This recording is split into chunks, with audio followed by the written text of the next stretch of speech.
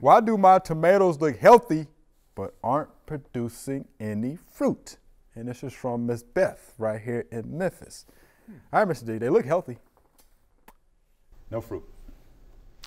My guess would be you're over fertilizing. Oh, that would be my guess as well. With Guess. probably what? Nitrogen? Too much maybe? nitrogen. Too much nitrogen.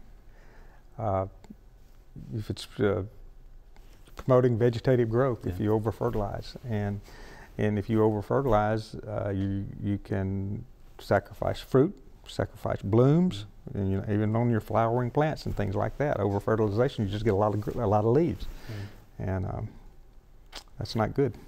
How do you that would be my guess. Right, that's my guess. I'd have some questions here. I can't think of anything else that unless you're doing something to hinder the pollination. I wonder if they're blooming. Are you getting lots of blooms and they're not setting? They're not setting blooms. So, but I would guess you're over fertilizing. Yeah, I would guess. Yeah, too much nitrogen fertilizer. How would you correct that problem though? Stop fertilizing. Just stop fertilizing. Yeah, slow down. Don't do it. I mean, with tomatoes, all you need is a teaspoon of nitrogen per every 30 days around a big plant. A teaspoon of 3400 and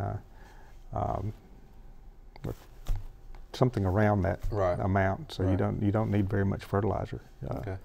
And you certainly don't need to continue going with P and K.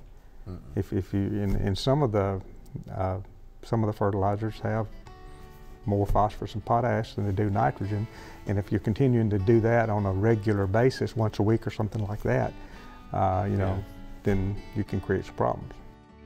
Thanks for watching the video. We hope you enjoyed. To subscribe, click below.